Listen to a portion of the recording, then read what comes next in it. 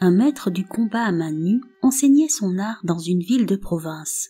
Sa réputation était telle dans la région qu'il défiait toute concurrence, les pratiquants boudant tous les autres professeurs. Un jeune expert voulut en finir de ce monopole, ce règne. L'expert se présenta à l'école. Un vieillard lui ouvrit la porte. Sans hésiter, le jeune homme annonça son intention.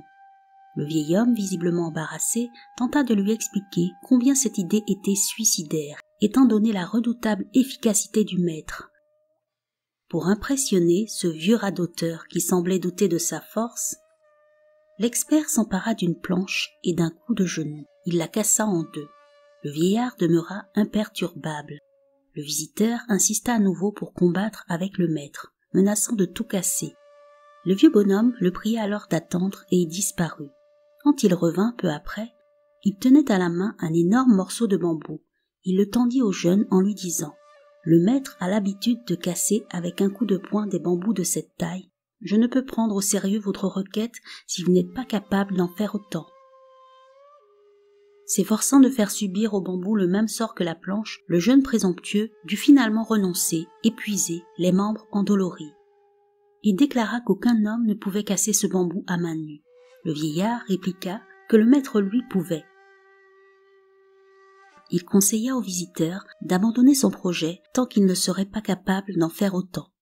Excédé, l'expert jura de revenir et de réussir l'épreuve.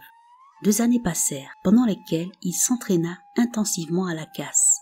Chaque jour, il se musclait et durcissait son corps. Ses efforts portèrent leurs fruits, car il se présenta à nouveau à la porte de l'école, sûr de lui. Le même petit vieux le reçut. Exigeant qu'on lui apporte l'un des fameux bambous pour le test, le visiteur ne tarda pas à le caler entre 2 énormes pierres. Il se concentra quelques secondes, leva la main, puis il cassa le bambou en poussant un cri terrible. Un sourire de satisfaction aux lèvres, il se retourna vers le frêle vieillard. Celui-ci fit un peu la moue et déclara « Décidément, je suis impardonnable.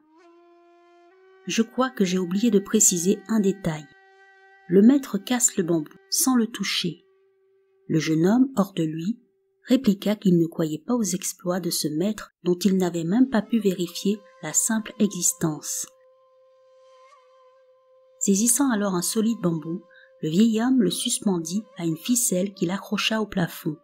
Après avoir respiré profondément, sans quitter des yeux le bambou, il poussa alors un cri terrifiant qui venait du plus profond de son être, et sa main, tel un sabre, fendit l'air pour s'arrêter à 5 centimètres du bambou, qui éclata. Subjugué par le choc qu'il venait de recevoir, l'expert resta plusieurs minutes sans pouvoir dire un seul mot, pétrifié. Finalement, il demanda humblement pardon au vieux maître pour son odieux comportement et le pria de l'accepter comme élève.